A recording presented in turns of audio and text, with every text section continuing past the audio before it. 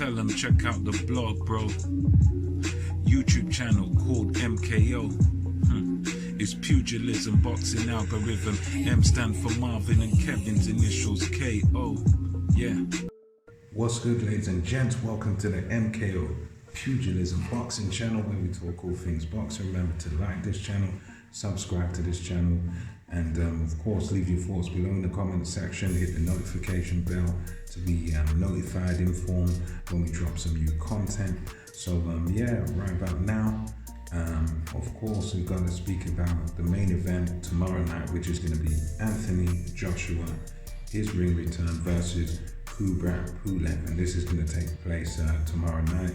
I would imagine card starts around 7:30 as usual, and it's going to be held in Wembley Arena, and it's going to be quite unique really, because you get 1,000 fans in attendance, so that's going to be something that's a bit different. Obviously, you know, it's nice because obviously these guys, they're used to fighting in front of crowds and everything. It's all been sort of behind closed doors and stuff. So yeah, you're gonna get 1,000 fans in the building in attendance, and yeah, let's get into it. The main event. So Anthony Joshua, he's been out of the ring for, I think it's about over a year now. It's gonna be about a year or so since, you know, he's been in the ring last. So he'll be eager, you know, ready to go. He was even expressed an interest in fighting in the fight camp setting in Eddie Hearn's back garden. But yeah, so he gets his chance here against Kubrat Pulev, and this is most definitely a must-win fight for Anthony Joshua. This is a fight where he can't afford to sort of slip up, he can't afford to make mistakes, because Kubrat Pulev is a live dog, he's a live opponent. He's a guy that is not coming to make up the numbers, he's coming there absolutely to win. And I'm just going to talk to you a bit about styles. And you know, Kubrat Pulev is a boxer that likes to keep things at range. He's quite comfortable to box at a low pace, and you know, basically Eastern European style, holds the hands out like this, you know, all the time, and he likes to sort of have things his own way, have things going at his own pace, and you know, he likes to be, he's normally boxes comfortably within himself, and you know, he's a guy that's only lost once. He's only lost to Vladimir Klitschko by that incredible leaping left hook by Vladimir that took him out. But prior to that, he was in the fight, he was being aggressive, but he's one of those guys that he doesn't have an inside fighting game, so when you get close to him, he just likes to tie you up and sort of wrap you up. He can't really fight at close quarters, so what he normally does is sort of keep it long, and then if you come close to him, tie you up. And I think what Anthony Joshua has got to do is you know, keep it sort of mid to short range, and you know, I'd say for Joshua, he's got to try and rattle off combinations. You know, I think if Joshua tries to just do the one at a time, just one jab at a time and stuff, and you know, I think that will allow Pulev to get a foothold in the fight. So I reckon what Joshua's going to do in this fight is basically throw combinations of punches. So, you know, don't just throw the single jab out there, double it up and sort of push. I think he's got to put the pressure on Pulev. I think he's Joshua in this fight, he's got to be aggressive, he's got to be assertive, he's got to sort of press the action. You know, I don't think he can afford to sort of lay back and sort of dance around like he has. You know, like he can't use the same tactics he used against Ruiz, because this is a different opponent. I think a guy like Pulev will sort of thrive if you give him, you know, the fight at his own pace, if you dance around and move around. I think Joshua's got to stick it on him. He's got to punch hard, punch often, punch in combinations, because Pulev's a guy that I think Pulev can deal with sort of one shot at a time and, you know, slow pace, but Joshua's got to have an injection of pace, injection of speed into what he's doing. He's got to have assertiveness, and he's got to be aggressive, not recklessly aggressive, but I think he's got to throw those straight shots, straight combinations, And when he does get close to Pulev, he's got to, try and work away. I'd say, Joshua's got to sort of try and work the body as well. He attack him to the body with combinations when you get close. Don't allow him to hold you. Whack him with the hooks to the body and work that uppercut into what you're doing as well.